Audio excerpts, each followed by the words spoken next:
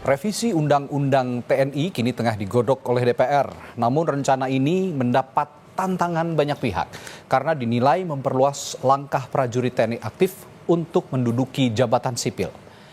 Berdasarkan data Koalisi Masyarakat Sipil pada tahun 2023, Saudara, sekitar 2.500 prajurit TNI aktif menduduki jabatan sipil, seperti yang Anda bisa saksikan di layar kaca. Padahal, jika mengacu pada Undang-Undang TNI nomor 34 tahun 2004 disebutkan dalam pasal 47 ayat 1, prajurit hanya dapat menduduki jabatan sipil setelah mengundurkan diri atau pensiun dari dinas aktif keprajuritan. Saudara, revisi Undang-Undang TNI ini dinilai bakal menghapus pembatasan lembaga dan kementerian yang bisa diisi oleh prajurit aktif. Lantas apa urgensi revisi Undang-Undang TNI ini? Kita akan bahas usai tayangan berikut ini. Komisi 1 DPR menggelar rapat dengar pendapat umum Selasa kemarin membahas revisi Undang-Undang TNI. Peneliti imparsial Al-Araf menyoroti soal TNI aktif menduduki jabatan sipil. Menurutnya, hal ini dapat merusak sistem ketatanegaraan Indonesia. Jangan kembali tarik militer ke dalam ruang jabatan sipil. Jangan goda mereka masuk ke wilayah itu. Karena itu akan merusak tata sistem ketatanegaraan kita. Para pegawai negeri sipil punya harapan, punya mimpi untuk menjadi direktur, untuk menjadi pejabat. Tapi stop ketika mereka jabatannya diisi oleh militer aktif, diisi oleh polisi aktif. Tugas militer sebagai alat pertahanan negara, tugas politik penegakan hukum, Kamtibmas nggak usah masuk di birokrasi sipil. Revisi Undang-Undang TNI ramai dikritik masyarakat sipil karena banyak substansi draft RUU dinilai bermasalah. Seperti TNI aktif dapat menduduki jabatan sipil serta penambahan usia pensiun. Perwira diperpanjang dari 58 tahun ke 60 tahun, serta bintara dan tamtama dari 53 tahun ke 58 tahun.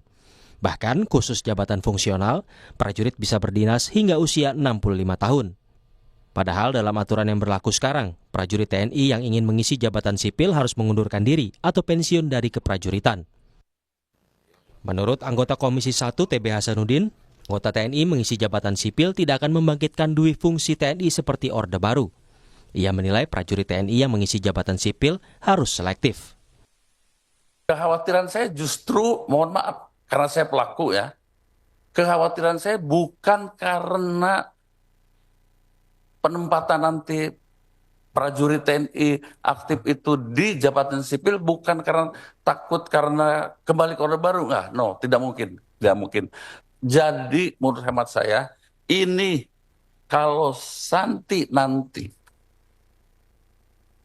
jadi bahwa prajurit TNI aktif dapat ditugaskan di situ, menurut hemat saya harus benar-benar selektif, dan kekhawatiran itu ada 5 kekhawatiran itu harus kita buat persyaratan-persyaratan dalam undang-undang itu.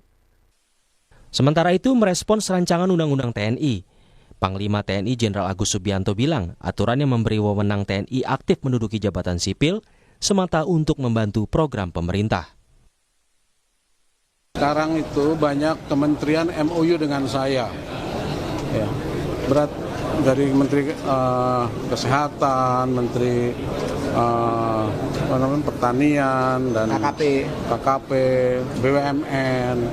Nah dari situ kan bisa dilihat bahwa kementerian itu membutuhkan, di situ ada membutuhkan satuan TNI, sehingga dibutuhkan ada jabatan di situ untuk supaya melancarkan tugas-tugas kementerian tersebut. Nah, kita tuh berpikirnya kita untuk kemajuan NKRI ya, untuk ke situ aja, untuk membantu program-program pemerintah, bukan untuk yang lain, ya. Pemerintah dan DPR terus melanjutkan pembahasan revisi Undang-Undang TNI, meskipun mendapat resistensi luas dari berbagai kalangan. Sidang paripurna DPR pada Mei 2024 telah menyetujui revisi ini sebagai RUU inisiatif DPR. Tim Liputan, Kompas TV.